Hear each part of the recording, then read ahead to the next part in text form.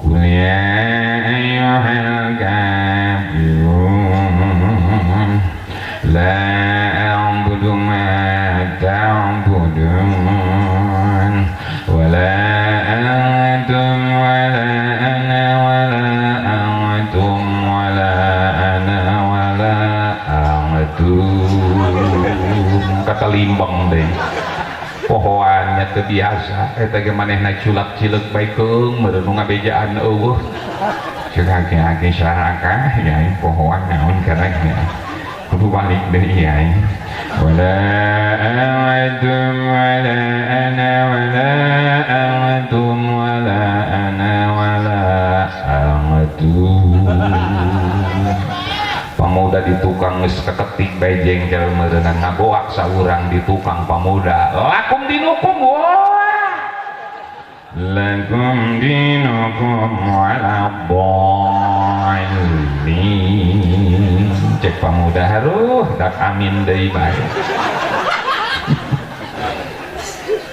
Rakaat kedua ngajaina atoina inna a'tayna kal kausar fasalli li rabbika wanhar inna a'tayna kal kausar fasalli li rabbika wanhar inna a'tayna kal kausar. Kata limbang deui bae pamuda ngabuak teh di tukang innalillahi wa jengkel meureun inna lillahi wa inna ilaihi raji'un. Bubar kabeh makmum cek pamuda jeung nandak lah salat ge didoakeun paehna ku imah tah eta gara-gara lamun geus eueuh kiai makana doakeun ku urang ka sasarengan hayu ku kabehan muga-muga kiai-kiai guru-guru urang muga-muga sing diparanjangkeun umur ku Allah subhanahu wa ta'ala amin ya Allah ya robbal. Hadirin kaum muslimin wal muslimat rahimakumullah, alhamdulillah dengan adanya inayah Allah subhanahu wa ta'ala bahwa pada malam ini kita dapat berkumpul bersama, bermuajahah, bertatap muka silaturahmi di tempat anu mulia ieu dalam rangka mieling ngingat-ngingat ngagungkeun ngamumule karena hari dilahirkeunana junjungan urang Kangjeng Nabi besar Muhammad sallallahu alaihi wasallam. Muga-muga urang kabehan sing dikaaku umat ku Kangjeng Nabi, mudah-mudahan urang di akhirat kabeh sing disafaatan ku Kangjeng Nabi. Kangjeng Nabi syafaat kaula ieu wajib ka umat-umat kaula walaupun dosana geledek, walaupun dosa urang golade jasa, walaupun dosa urang ngabuadeg jasa, tapi tetap bakal disafaatan ku Kangjeng Nabi Muhammad sallallahu alaihi wasallam. Oh, masya Allah. Kangjeng Nabi luar biasanya aheunana cintaeun jasa ka urang. Rasulullah eta adalah suri tauladan contoh keur urang kabehan sebagai umatna.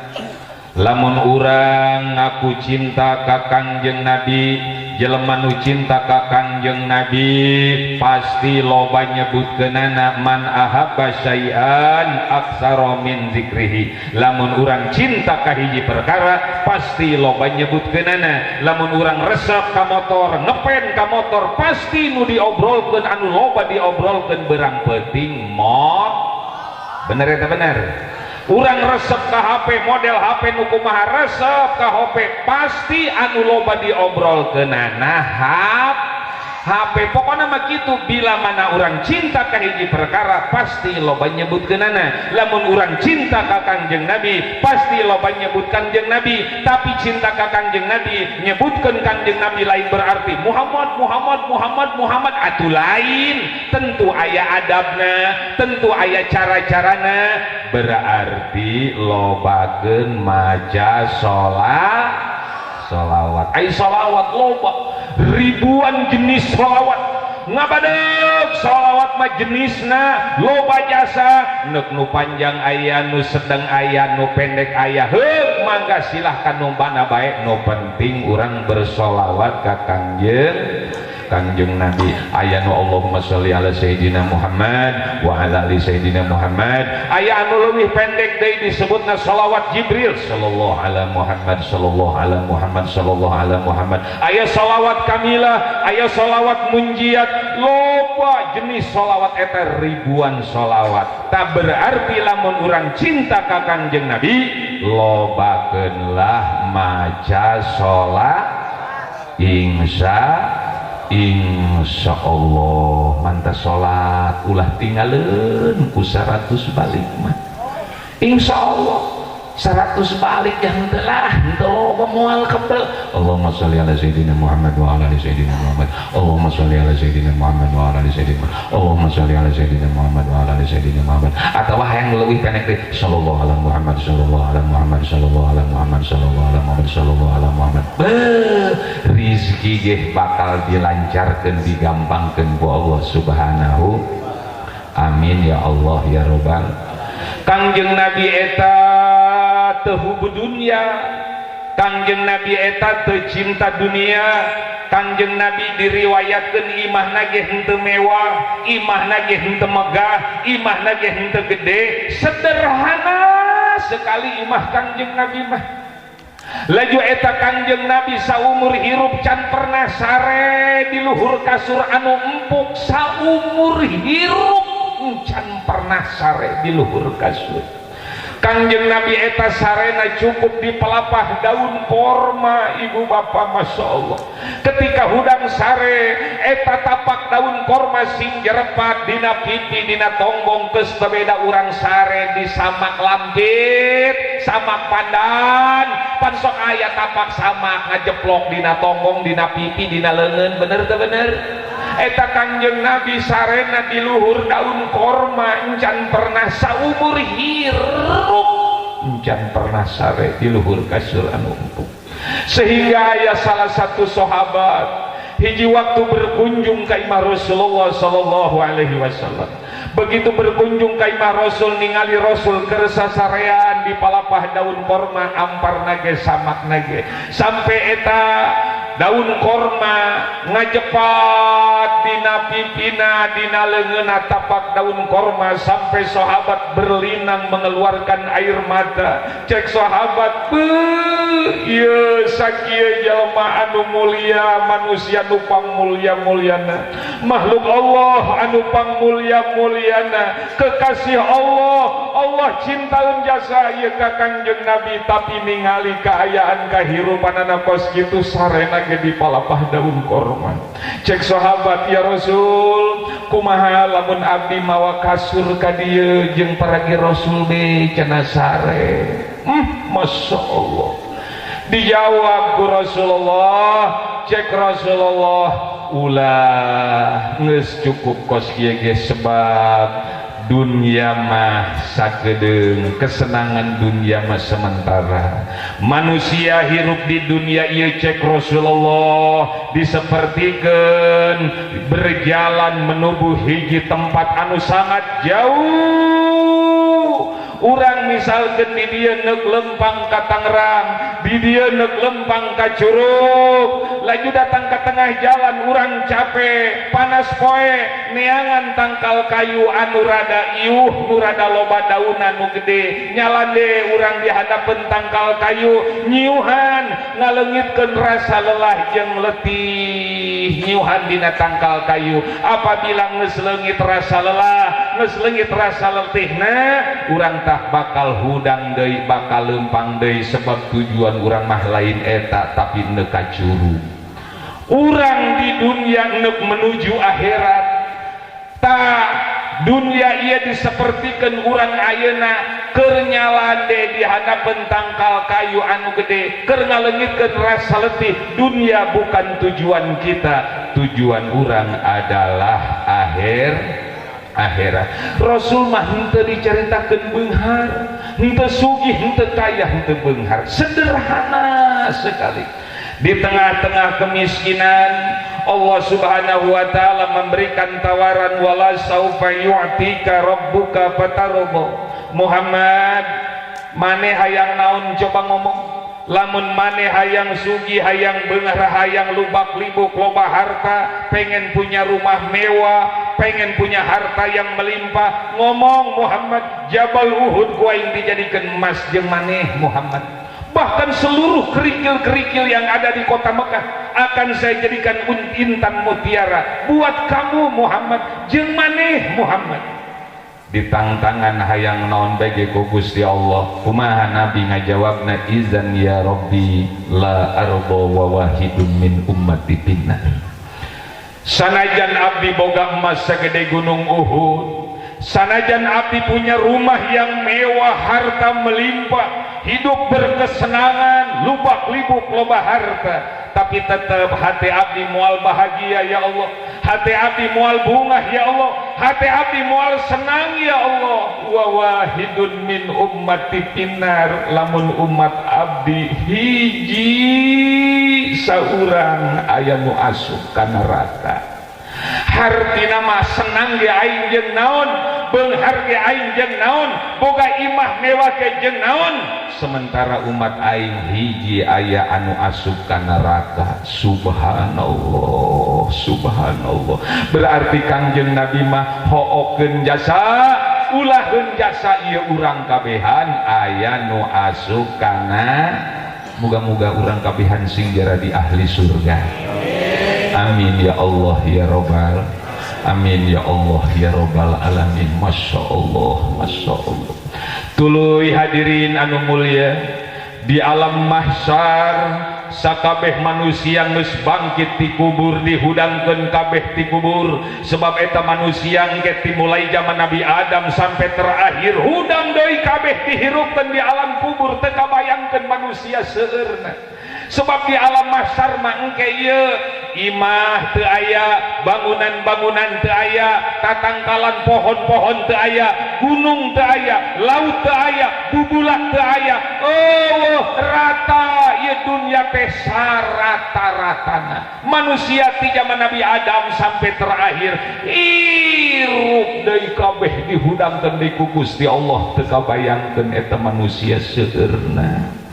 Bari make baju anu seragam, eueuh nu make baju batik, eueuh nu make baju koko, eueuh nu make jas, eueuh nu make baju Syahrini model ibu-ibu ge, eueuh nu make baju Andin, eueuh rata seragam kabeh, warnana put tadi geus dibejakeun ku guru urang. Warnana putih kain kapan, horeng eta baju ibu-ibu nu tilu lamari palsu kabeh. Eta ibu-ibu mapan bajuna siring tulu lamari, bener Bu? Jana hutangna tiapo weng. Semakin rajin ngajina semakin loba eta hutang bajuna. Hayang ngaku be ngaku. Jadi ibu-ibu mapan ngaji ke belah kulon hejo, isuk ngaji ke belah kidul hayang hideung, isuk ngaji ke belah wetan hayang make baju beureum, isuk ngaji ke belah kaler hayang put. Salin sumalin gunta ganti, bener teh Bu? Komo lamun boga baju bagus menang ngahutang, isuk nek ngaji saputing teu bisa hees. Hayang geura isuk subuh keneh geus guruh di dapur masak. Cek salat cina ieu cenah popohoan amat subuh keneh hade paroek nang geus masak neuk ka mana cenah kitu. Nek ngaji kayak mana muludan teu boga derengian kitu. Waktu aku udah masalah kita mun eueuh ceulian diteureui daekeun kumaneh. Nak ngaji kamina hanggeura beres. Anak keur harees keneh di kamar digusuran, dibawa ka kamar mandi dipanjat gua jebur hartina mah hayang geura beres aing geura ngaji. Jam 7 geus rengse dangdanan medok.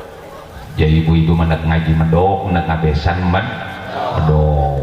Eta wedapan bau saaya anak diaduk-aduk.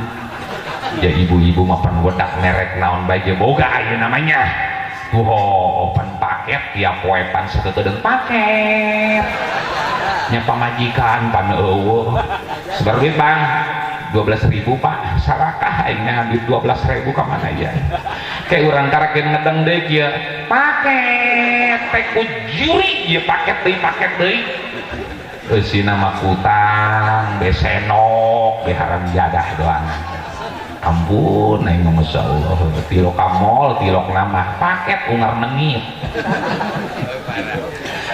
eta wedak merek naon boga timulai bedak pipa sampai paralon boga eta kabeh ibu-ibu manut nyeun sapiteng meureunna diaduk-aduk kabeh dikabeungkeun atuh geuneuh. Oh masyaallah ampun Gusti nu agung. Tapi eta heranan neuk sare jeung salaki mah bedak sakitu lobana nu dipake hiji-hiji acan malangat aing eta. Neuk hees jeung salaki mah masyaallah tangkurak awutan nu di teangan. Atuh kaceuli-ceuli pan di awutanan laju beuheung pinuh ku balsem. Bujal ku presker. Begitu dicium ku salaki beren keset atuh pan salaki ngelew wadah cek salaki na isi wedak merek naon mas ya aing mah ku keset-keset deui cek pamajikanna ieu mah lain wedak ieu sabenerna mah apa ya naon atuh cenah ieu autan ho aing mah reungit ieu eta salahan Bu lain kitu salahan eta horeng wedak parfum sesengitan pake ketika rek sare jeung sa eta teh ibad alhamdulillah kitu ge kuduna beres salat isya buka mau kena samperkeun ka calomari pipi wedakan bibir beureman nyian bola-bola nu hejo nu koneng nu coklat laju parfum tanu tah semproteun ka kelek ka bujal ka jubur ulah teu harareseun teuing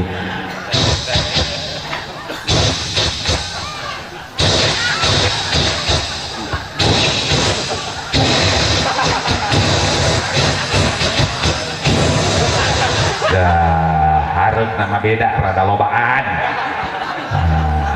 biarkan sakeles mah tuh kajen isuk urang ngahutang deui beres dandanan awak ngeseungit beungeut geus hejo sampeurkeun suami tanya yang benar papa asa kitu asa Allah potongan Allah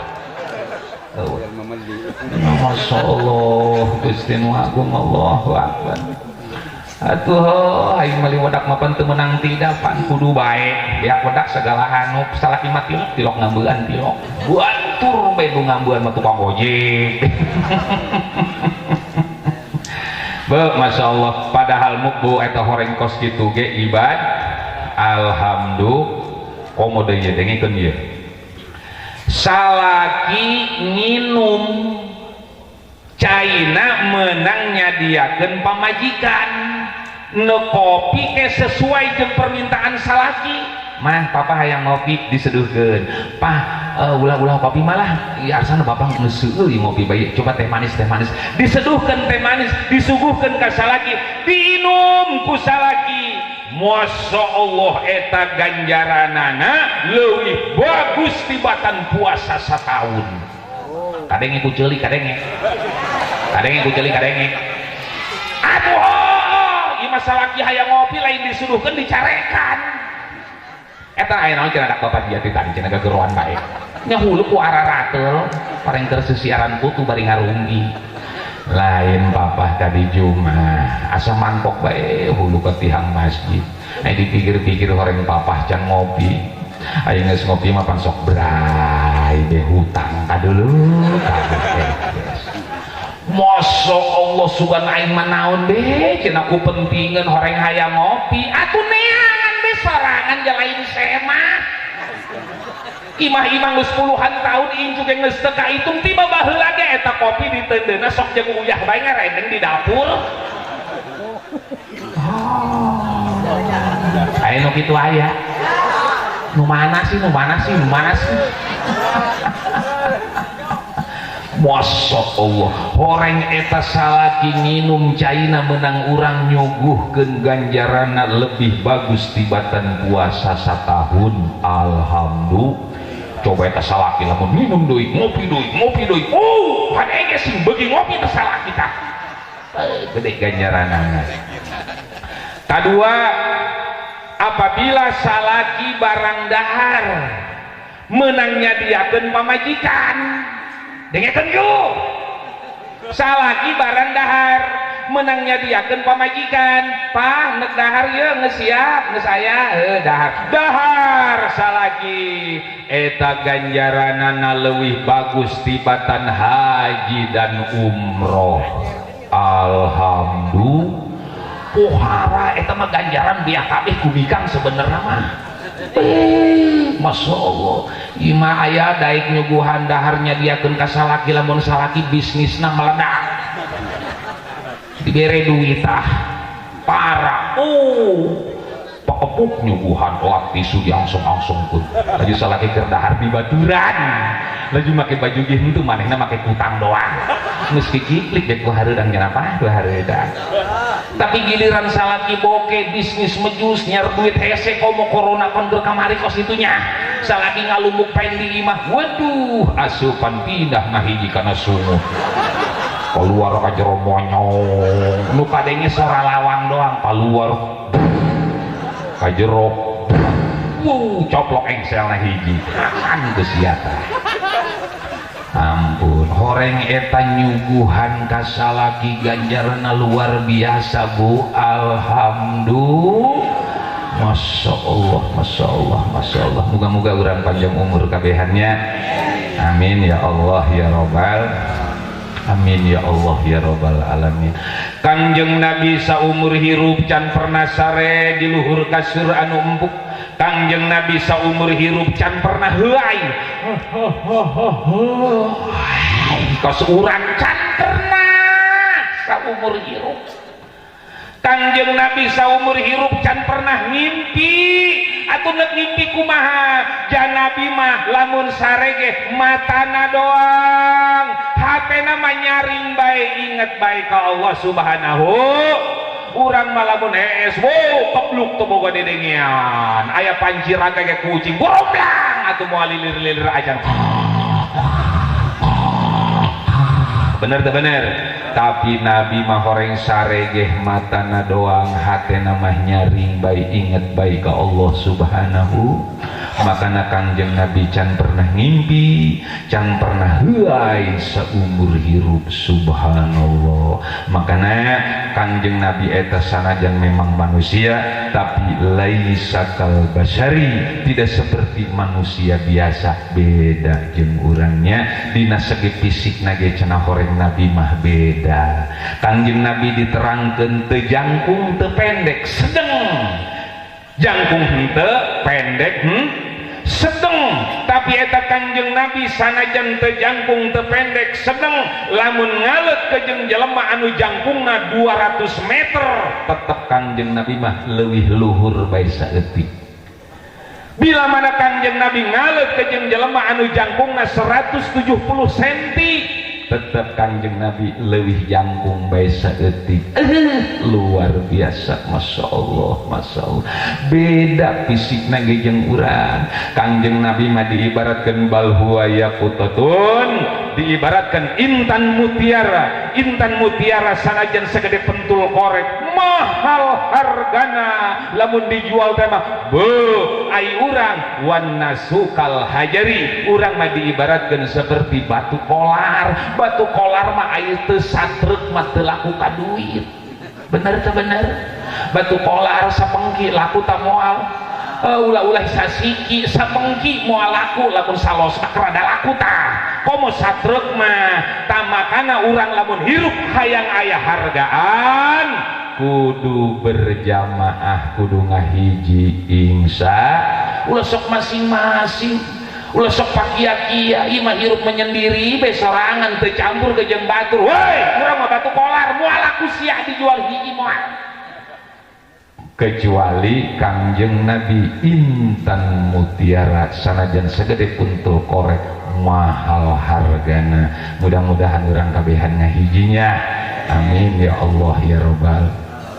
Tadi alam mahsyar jelema kabeh haus sebab mata poe eta kajauhan nangan hukur 7 hasta 7 sikut Allahu Akbar asana diajul ge kaajul urang teu kabayangkeun panasna ayeuna bae ge mata poe masih kene di luhur langit lamun jam 11 setengah 12 lamun halodo panas poe kicak-kicakan deuleuan komo teuing di alam mahsyar. Eta umat manusia kabeh sing jerit kahausan, Rasulullah sujud bari jerit ka Gusti Allah. Cek Allah Muhammad geus gara hudang maneh tina sujud hayang naon sebenarnya maneh. Pan Allah eta ka Kangjeng Nabi Muhammad cintaeun jasa, nyaheun jasa, pusat kasih sayang dan cinta Allah itu adalah ka Kangjeng Nabi Muhammad. Kangjeng Nabi hayang naon bae diturut ku Gusti Allah, geus geura hudang maneh tina sujud Muhammad hayang naon geura ngomong hayang naon. Ya umat ya Allah kahausan kabeh harayang minum. Kula hayang mereng minum ka umat-umat kula ya Allah. Cek Gusti Allah, tah inuman Talaga Kausar kumaneh. Di inuman kabeh umat manusia ku Rasulullah ku cai Talaga Kausar. Lamun eta manusia geus nginum cai Talaga Kausar moal haus-haus deui seubeuh bae. Alhamdulillah. Sanggusna di inuman cai Talaga Kausar, didinya umat Kangjeng Nabi berangkat ke surga, tapi ke surga kabeh ngalewatan Siratal Mustaqim, sedangkan di hadapeunana seuneu neraka ngagebur-gebur. Kangjeng Nabi sujud deui ka Gusti Allah bari ceuri. Cek Gusti Allah Muhammad geus geura hudang maneh tina sujud hayang naon deui sabenerna ieu maneh hayang naon deui. Umat abdi salametkeun ya Allah tina Siratal Mustaqim. Cek Gusti Allah, tungguan ku maneh tuh di sabrang di ujung di ditu, ditungguan ku Kangjeng Nabi di sabrang belah ditu, bari nelekeun umat nyebrang Siratal Mustaqim. Kangjeng Nabi ngadoa deui ka Gusti Allah, Allahumma sallim Allahumma sallim ya Allah, salametkeun umat abdi ya Allah, salametkeun umat abdi ya Allah. Nu salamet aya anu rapluk bae aya raragagan sedengkeun di handapna jurang neraka. Allahu Akbar. Tidinya Kangjeng Nabi sujud deui ka Gusti Allah ceuri. Cek Allah Muhammad coba geura hudang deui maneh hayang naon deui aya naon deui hayang naon deui maneh Muhammad. Umat abdi ya Allah di neraka salametkeun pangangkatkeun ya Allah, sanajan imana ngan hukur segede siki sasawi, sanajan imana segede biji kurma, angkat umat abdi salametkeun ya Allah di neraka. Berhubung Allah ku cinta ka Kangjeng Nabi, diturutin ka hayangna, diangkatlah umat anu di neraka diangkat ka surga. Alhamdulillah. Masih loba keneh kan umat di handap anu di neraka. Sujud deui Kangjeng Nabi ka Gusti Allah ceuri. Cek Allah Muhammad geura hudang maneh tina sujud aya naon deui pan ieu umat maneh geus loba anu disalametkeun nu diangkat di neraka.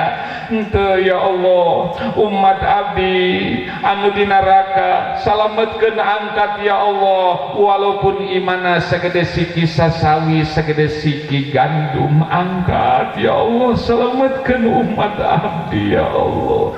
Akhirnya diangkat deui anu imana segede siki sasawi ge diangkat ka surga. Alhamdulillah. Meskitu loba keneh bae umat di handap umat Nabi ngabadeg keneh di neraka.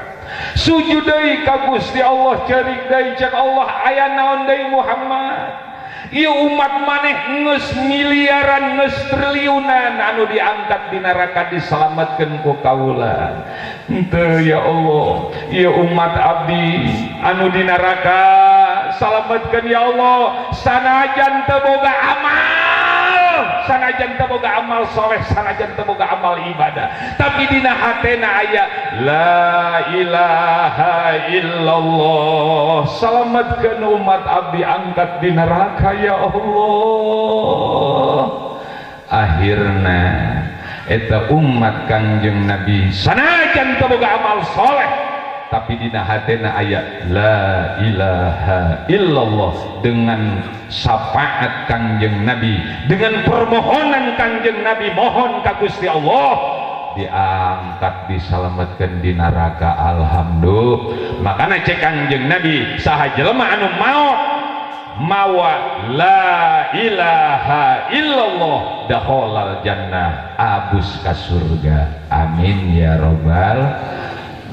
Masya Allah, makana urang lobakeunlah sholawat ka Kangjeng Nabi, sebab Nabi Muhammad luar biasanya aheunana ka urang, luar biasa ohokeunana ka urang. Kangjeng Nabi di akhirat sibuk ge sibuk hayang nyalametkeun urang kabehan umatna. Alhamdulillah, makana moga-moga sakali deui urang kabehan sing diaku umat ku Kangjeng Nabi, di akhirat moga-moga urang sing disapaatan ku Kangjeng Nabi. Mudah-mudahan masyarakat di dieu, para penitia, para donatur sadaya anu ngorbankeun tenaga, pikiran, harta, sedekah ku hayang ngayakeun acara model kos kieu, ku cinta ka Kangjeng Nabi, ku hayang ngagungkeun Kangjeng Nabi. Mudah-mudahan sing kenging keberkahan di Allah Subhanahu wa taala. Amin ya Allah ya Rabbal. Sakieu bae heula nya penyampaian ti sim kuring kurang leuwih na nyuhunkeun dihapunten hampura, bisa anu salah eta mungkin kadoipan sim kuring, tapi lamun aya nu bener moga-moga sing aya mangpaatna. Ya Nabi salam alaika, ya Rasul salam alaika, ya Habib salam alaika, sholawatullah alaika.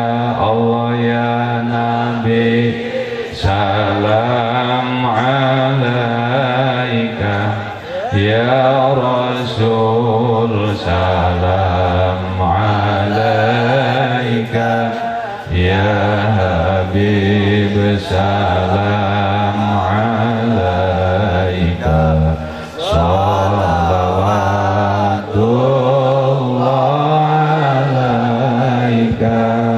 Wassalamualaikum warahmatullahi wabarakatuh. Waalaikumsalam warahmatullahi wabarakatuh. Ya Rabbal Alamin, ya Mujibas Sayyidin. Bismillahirrahmanirrahim. Alhamdulillahirabbil alamin.